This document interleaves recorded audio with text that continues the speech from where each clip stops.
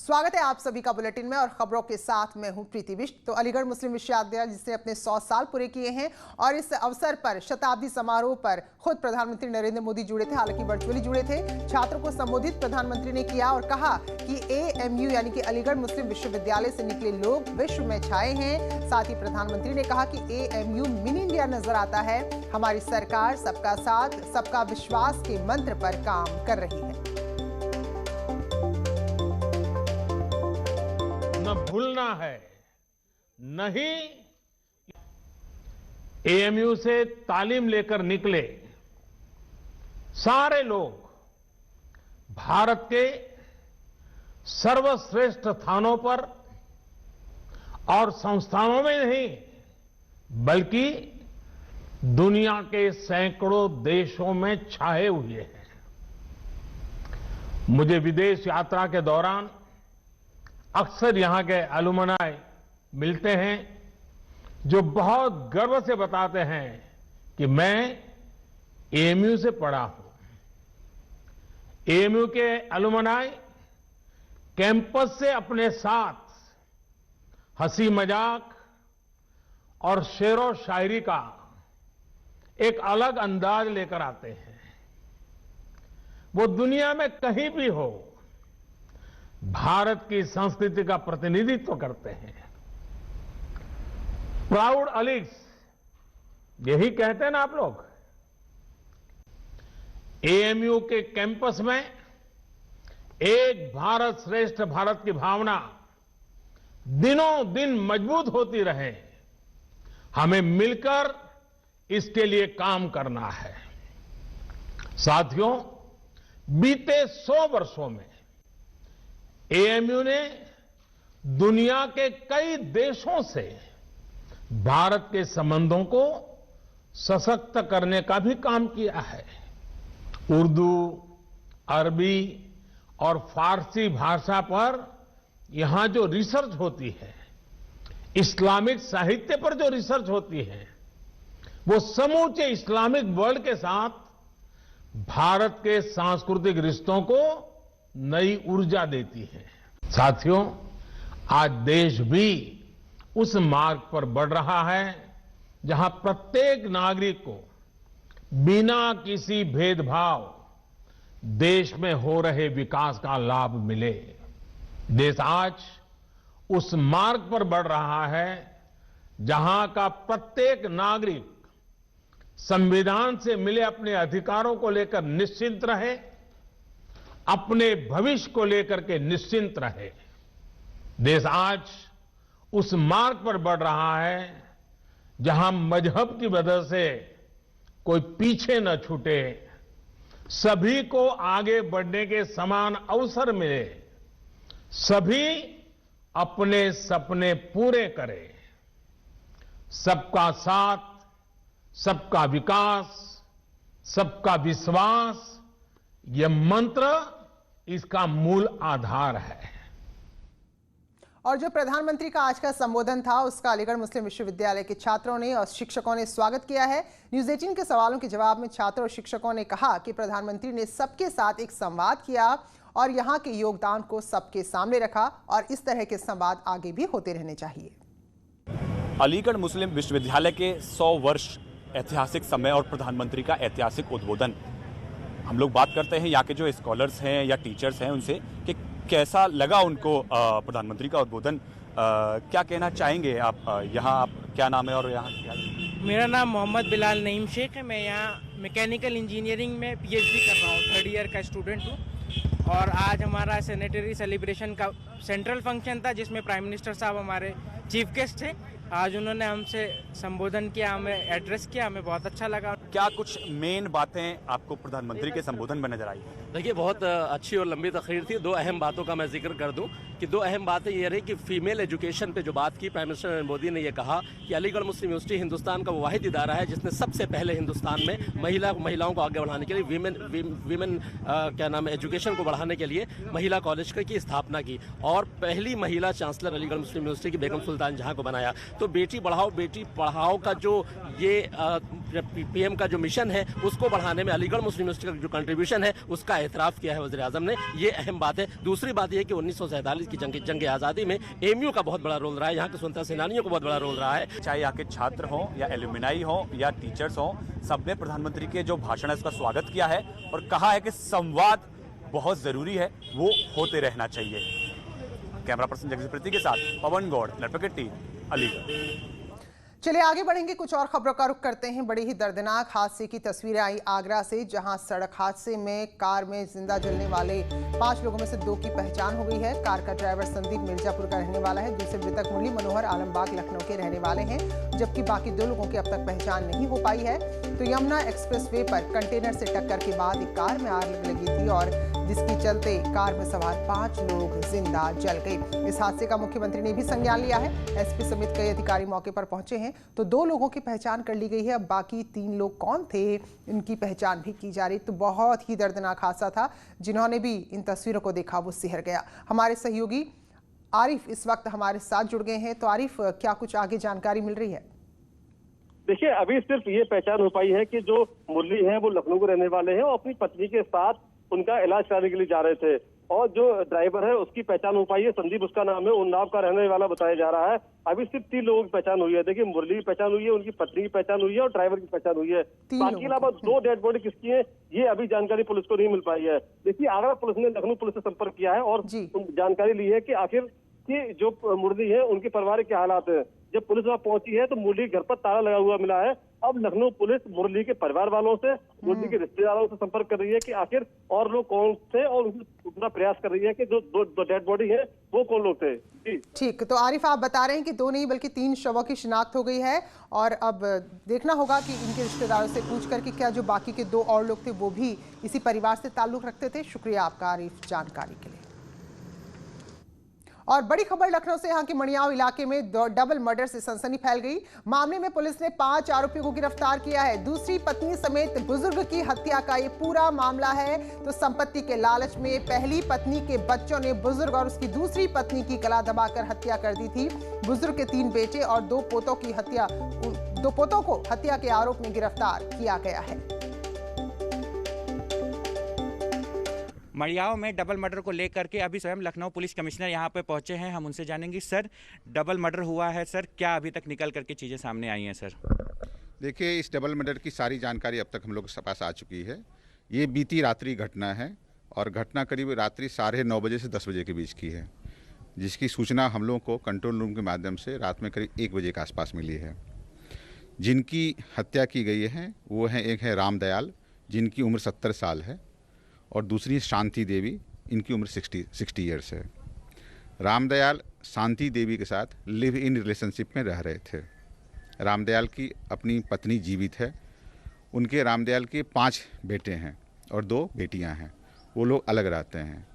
जो हत्या का कारण ज्ञात हुआ है वो ये है कि रामदयाल जिस महिला के साथ लिव इन रिलेशनशिप में रह रहे थे, यानी शांति देवी के साथ, वो उसके कहने पर अपनी बेशकीमती ज़मीन बेच रहे थे। रामदयाल के पास कुल 2 बीघा पक्का ज़मीन है। उस 2 बीघा ज़मीन में से 6.5 बिस्वा ज़मीन जो काफ़ी बेशकीमती है, इटौंजा में सड़क के किनारे बाग के रूप में है, उसका इन्होंने सौदा किया था करीब 57 लाख में। इस 57 लाख में 11.5 लाख इनके खाते में आ चुके थे और 4 लाख इनके ये जो महिला थी जिसके साथ लिव इन रिलेशनशिप में रह रहे थे, उसके बेटे हैं मोनू, उनके खाते में आ चुके थे। इस बात से रामदयाल के जो पहली पत्नी से जो 5 बेटे हैं उनको काफ़ी नाइत्तेफाकी थी और विवाद चल रहा था कुछ दिनों से। वो लोग इसको बार बार कह रहे थे कि आप हमारी ज़मीन मत बेचो, आप बेच दोगे तो हमारे बच्चे क्या खाएंगे, क्या पिएंगे। कल रात भी इनके ये 3 बेटे, रामदयाल के पहली पत्नी के 3 बेटे और एक अन्य बेटे के 2 बेटे, मैंने 3 बेटे और 2 पोते यहाँ आए, समझाने बुझाने का प्रयास किए। बताया जाता है कि इस बीच उस महिला ने, जो शांति थी, उसने ये कहा कि अभी ये ज़मीन क्या बेची है, अभी तो हम सारी ज़मीन बेच के करके बेच लेंगे, सारा पैसा बेच लेंगे।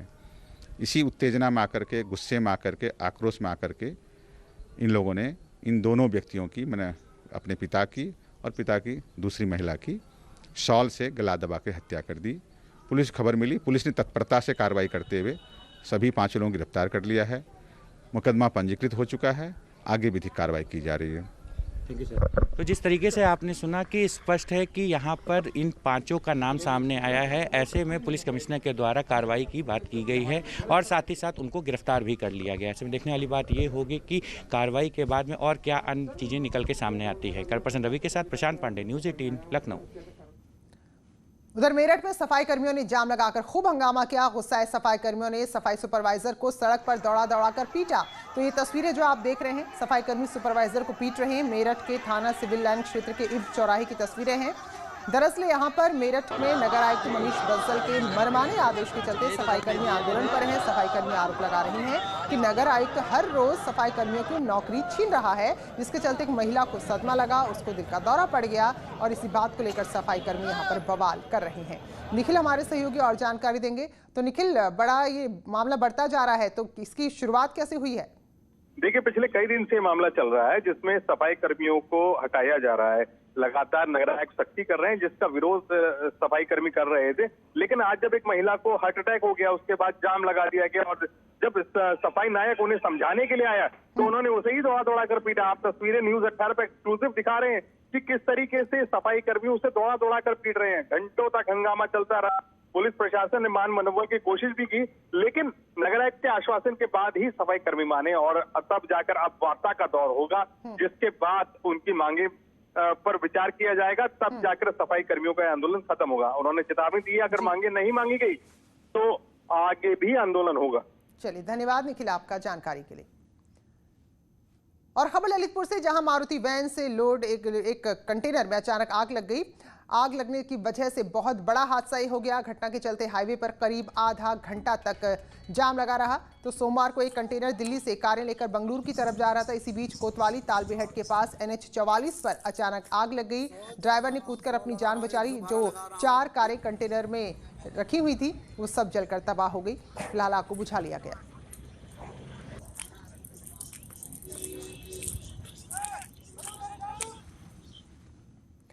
और खबर बागपत से, जहां ईस्टर्न पेरिफेरल एक्सप्रेसवे पर हादसा हुआ। कोहरे की वजह से करीब 12 गाड़ियां एक के बाद एक आपस में टकरा गई। ट्रक और बस की और कई कारों की आपस में टक्कर हो गई, जिसमें लगभग 6 से 7 लोग घायल हुए हैं। बागपत के सिंगौली तगा गांव के पास ईस्टर्न पेरिफेरल एक्सप्रेसवे पर यह हादसा हुआ है। तो कोहरा जो लगातार हादसे की वजह बनता जा रहा है। देखिए जरा, क्योंकि कोहरे में गाड़ियां एक के पीछे एक चलती हैं ताकि रास्ते में भटके नहीं, और इसी दौरान अगर एक गाड़ी आगे से टकराई या रुकी तो पीछे ये सिलसिला बढ़ता चला जाता है। और ऐसा ही यहां भी हुआ। लगभग 12 वाहन एक दूसरे से टकराते चले गए। कानपुर देहात में शादी के कुछ ही दिन पहले एक युवती ने जहर खाकर आत्महत्या कर ली। बताया जा रहा है कि लड़के ने दहेज में बाइक ना मिलने की वजह से शादी तोड़ दी थी और इसी से आहत होकर युवती ने जान दे दी। परिजनों में कोहराम मचा हुआ है। मौके पर पहुंची पुलिस ने युवती के शव को पोस्टमार्टम के लिए भेजा है और दहेज लोभियों के खिलाफ मुकदमा दर्ज कर कार्रवाई शुरू कर दी है। ये संज्ञान में आया है कि इस युवती की शादी औरैया के गांव के में एक लड़का निवास करता है, उससे हुई थी। शादी की बातचीत चल रही थी और इसमें कुछ जो प्रारंभिक रस्में होती है वो हो भी गई थी, लेकिन इसी बीच जो है लड़के वाले जो है उनसे बाइक, एक मोटरसाइकिल की डिमांड करने लगे दहेज में, जिससे ये युवती ने परेशानी होकर के जो है आत्महत्या कर ली है। प्रकरण संज्ञान में आ गया है। इसका पंचनामा करा के पोस्टमार्टम करता आ रहे हैं और तहरीर लेकर अभियोग पंजीकृत कराया जाएगा और इस पर जो वैधानिक कार्रवाई है वो की जाएगी और उनको कड़ी से कड़ी सजा दी जाएगी।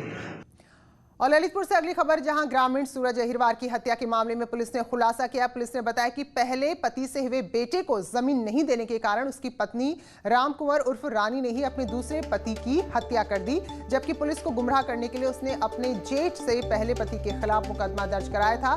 मामला जौखारा थाना क्षेत्र के गाँव थनवारा का है। इसमें पति और पत्नी का विवाद था।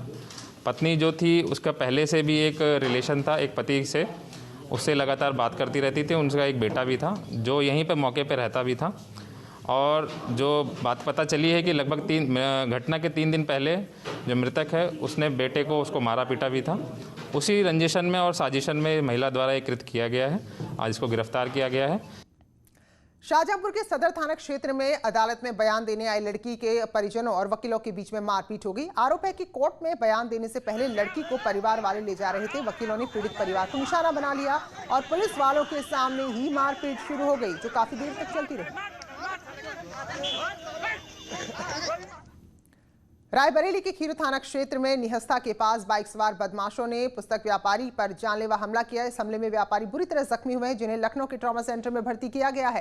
खबर है कि व्यापारी लालगंज से सेमरी की तरफ जा रहे थे, तभी बाइक सवार बदमाशों ने पीछा कर उन्हें गोली मार दी। पुलिस मौके पर पहुंची है और मुकदमा दर्ज कर हमलावरों की तलाश शुरू कर दी गई है। मोटरसाइकिल सवार कुछ बदमाश आए जिन्होंने इन पर फायरिंग करी है और इन्हें गनशॉट इंजरी हुई है। यहाँ डिस्ट्रिक्ट हॉस्पिटल से इन्हें अभी हायर सेंटर रेफर कर दिया गया है और इनके उपचार के लिए सभी व्यवस्थाएं कराई जा रही हैं। लिखित तहरीर पर मुकदमा पंजीकृत करते हुए इस अभियोग के अनावरण के लिए टीमों का गठन कर दिया गया है। और फिलहाल एक ब्रेक के लिए रुक रहे हैं, लौटेंगे जल्दी। स्वागत है ब्रेक के बाद और इस वक्त बेहद अहम और बड़ी खबर आ रही है। 28 दिसंबर को दिल्ली पहुंचेगी कोरोना वैक्सीन की पहली खेप। तो ये एक बड़ी खबर है और सूत्रों के हवाले से बड़ी खबर मिल रही है। तो यही वो खबर है दरअसल जिसका हर कोई इंतजार कर रहा है। दिल्ली एयरपोर्ट सीईओ ने इसकी जानकारी दी है। राजीव गांधी सुपर स्पेशलिटी अस्पताल में वैक्सीन स्टोर करने की योजना है। तो ये बड़ी खबर सूत्रों के हवाले से इस वक्त मिल रही है। वाराणसी में ठंड और कोहरे का प्रकोप जारी है। पहाड़ों में हुई बर्फबारी का असर मैदानी इलाकों में भी देखने को मिल रहा है। ऐसे में इंसानों के साथ साथ भगवानों को भी ठंड से बचाने के प्रयास किए जा रहे हैं।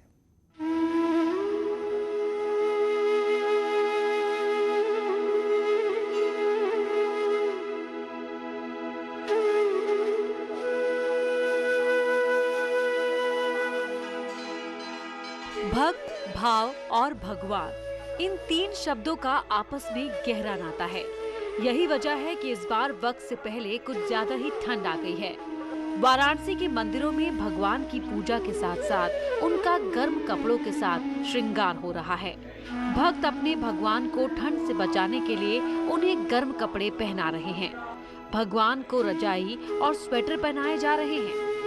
वाराणसी के मंदिरों में भगवान को ठंड से बचाने के लिए स्वेटर की ही नहीं, रजाई और कंबल तक की जरूरत पड़ रही है। लोहिया में प्राचीन बड़ा गणेश मंदिर में विघ्नहर्ता के श्रृंगार में रजाई का इस्तेमाल हुआ है और श्रद्धालुओं ने गणेश जी को ठंड और शीतलहर से बचाने के लिए रजाई कंबल ओढ़ाए हैं।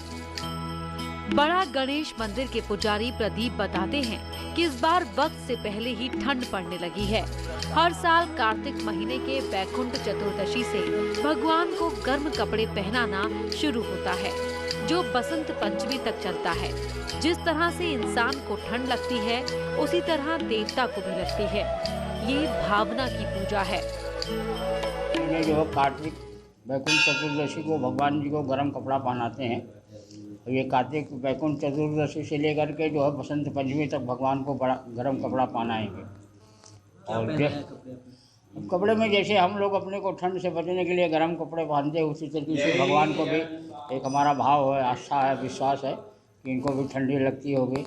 इस नाते इनको भी हम देखिए आपके सामने जो है भगवान को 2 रजाई लगा हुआ है, एक शाल ऊपर में लगा हुआ है, एक धोती पहने हैं और इनकी दोनों पत्नियां हैं रिद्धि सिद्धि और ये शुभ लाभ सहित विराजमान है। 5 मूर्ति के साथ में गणेश जी विराजमान है इस मंदिर में।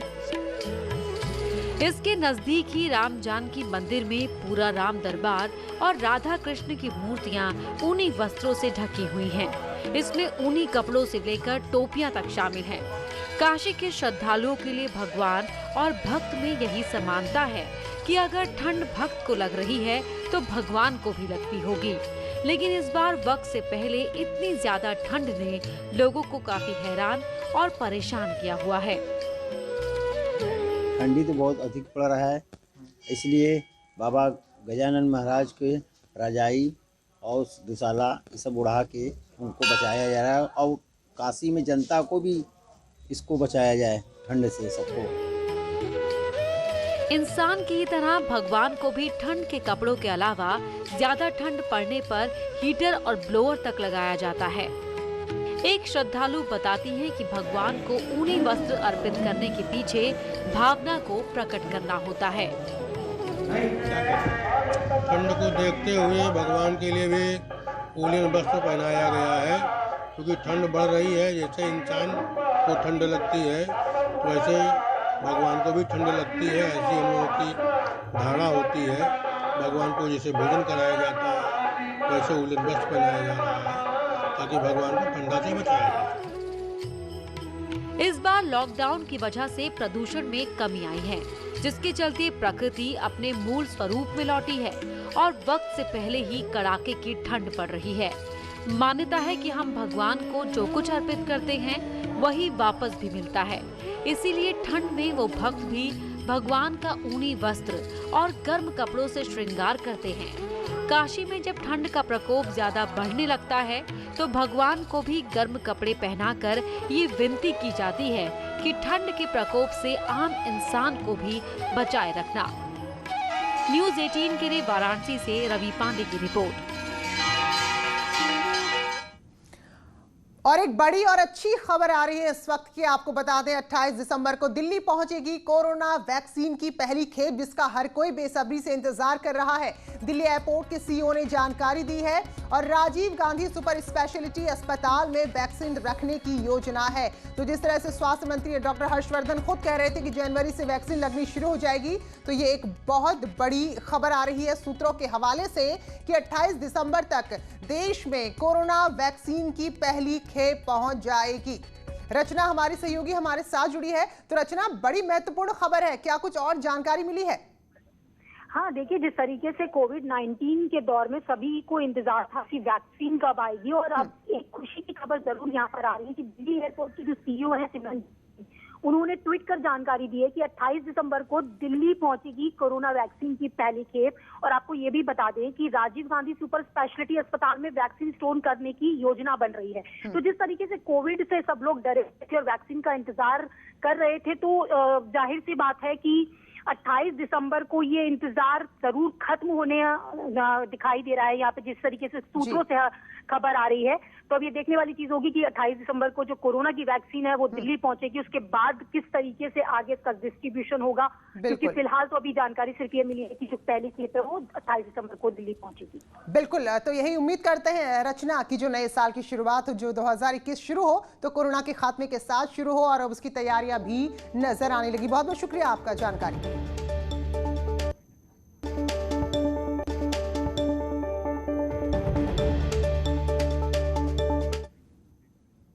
तो ऐसी बड़ी खबर के साथ बुलेटिन में फिलहाल इतना ही, लेकिन छोटे से ब्रेक के बाद देखिए उत्तराखंड की खबरें।